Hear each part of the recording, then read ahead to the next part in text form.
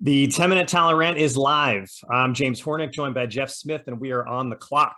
The 10-minute talent rant is our ongoing series where we break down things that are broken in the talent acquisition and hiring space, maybe even pitch a solution or two.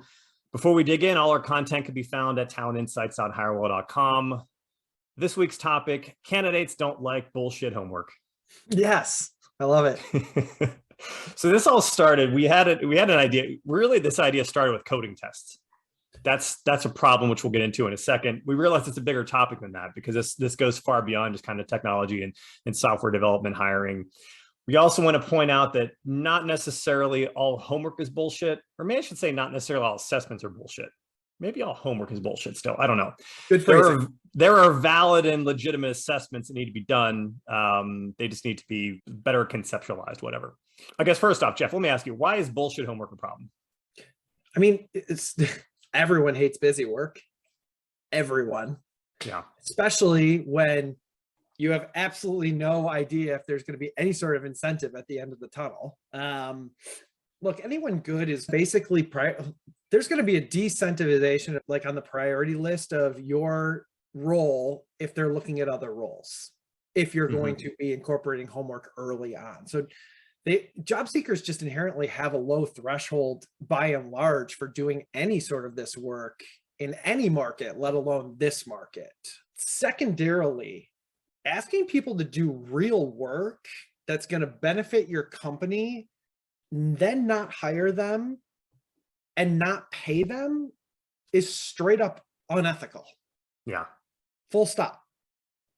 So if you're going to do stuff like this, there is a world where you just basically have to pay somebody to do it. Yeah. No, I agree. Yeah. I mean, it might not even be it probably is unintentional if you're looking to just kind of pick their brain, but like doing work for you in real time for your company is, you have to pay them. So anyway, in your mind, like what is illegitimate, i.e. bullshit, and what's legitimate? So let's go back to where this whole thing started, because I was posting about this on LinkedIn. Coding tests before talking to anyone. They're just not going to do it. It's just not even feasible. I mean, I talked to a client last week who they had literally a 50% fall off rate of people who applied for the jobs because their step one was doing a coding assessment. It's just weird. I wonder why. Yeah, they're just not going to do it. And I think that there's also other issues with like coding tests in general too. There's a lot of kind of corporate institutional bias with it, right? People who favor coding one way in a certain style versus another. There's a lot of places I've seen that they say they're open to any language. They're open to polyglots or language of choice. Yet they only give the test in C# and don't give it in Python when the person's like a Python coder. So there's just tons of institutional bias and stuff there too, when you're talking like take-home tests that are kind of phrased in certain specific ways like that. There's one. Totally. Yeah, absolutely. Stuff that I've seen is like, hey, go create a custom product or go-to-market roadmap, at any phase. Again, going back to my original point, all of this stuff without pay. Like, first of all, everybody by and large in the passive market has a job. You're literally asking them to do a second job. We had somebody internally bring up that they were asked to analyze actual data within the company's ATS, and it took him 6 hours to put a plan together to fix the problem, and they never got back to him. Yeah, so ghosted. So 6 hours spent on a project using custom data to come up with a custom solution, then they never even get back to them. It's brilliant. Ridiculous. and then what I think is the soup du jour, like asking for literally anything at all for anyone entry level or a low paying job. Stop it. Just that's the skills. The point of an entry level job is just giving someone a shot. Anyways. Yes. Exactly. What's legit? Give us some. There's a couple of things we said that are legit. Like, what do you got? Yeah. So real-time paired programming, like set some guidelines, put the lanes in order, make it fun, make it interactive, give the interviewer an opportunity and a space to ask questions while real time interacting with the candidate, with your code base. It's okay. Everyone's code base has warts. Like, deal with it. You can show your code base without scaring somebody away. Like, see how they're going to react with things you encounter day to day in the moment. Makes it fun. It also gives like tons of icebreakers, allows for rapport, all that good stuff. Similarly, there's other fields where things like that kind of exist, and there's a difference between one of our colleagues on the finance and accounting side was bringing this up. So certain complex areas, asking an accountant to do homework is silly because they're typically reporting on past events. So if they can just show the other things they've done in the past previously, it serves the purpose. But that's different from things that are more future focused.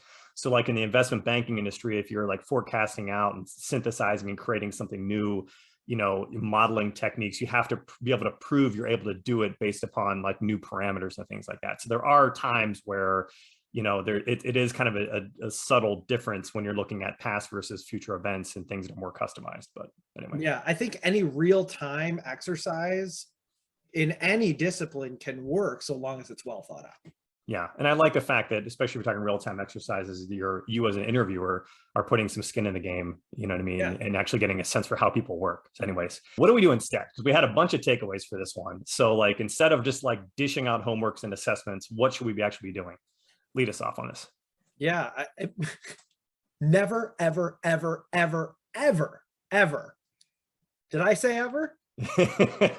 Don't start your interview process with any homework or a project or anything that even resembles that. Talk to candidates first and assess the fit as a human being. Honestly, enough with the gatekeeping bullshit. Nobody's going to do it. You referenced it before. The drop-off rate is insanely high for processes that start with projects.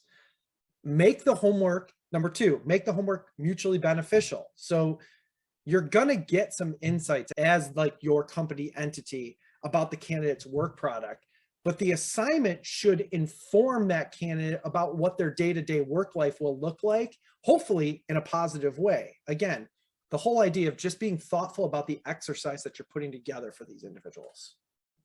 All right, number three, we're still going through this. Recognize situations where past work, like a portfolio, actually accomplishes the goal. If they're allowed to share it, asking them to kind of go through a previous product plan or a roadmap or something like that, but describing like, why they kind of made the certain decisions they did, more than serves the purpose than just kind of creating something brand new and hypothetical that doesn't actually like find out what they actually did in the real world, why they did it, what decisions they made. Right. You actually, number four, recognize when an actual conversation can flush this out. I mean, we talked to, we know a lot of tech leaders. A lot of them are able to very accurately assess someone's skill level just by talking to them like a human being.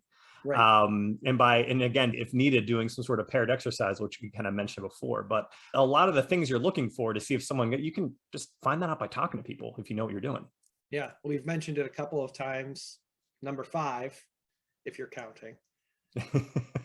In situations where you actually do need to assess forward thinking capability for whatever reason, do it thoughtfully, but consider paying them. There are companies that are doing it now. It's still a vast minority, but we do it. Yeah, we've done that for people. Like when we're getting outside of our lane and we want to know what they're doing, we've actually made it a paid project. It works, and weird, you get a much better product, and somebody's going to actually take a full swing at it if they're getting paid for it. Yeah. Last one. And this is the one, like, okay, but we're flooded. How do we sort this out? Our tech leaders are busy. Everyone else, like, how do I get a recruiter who actually knows what they're doing?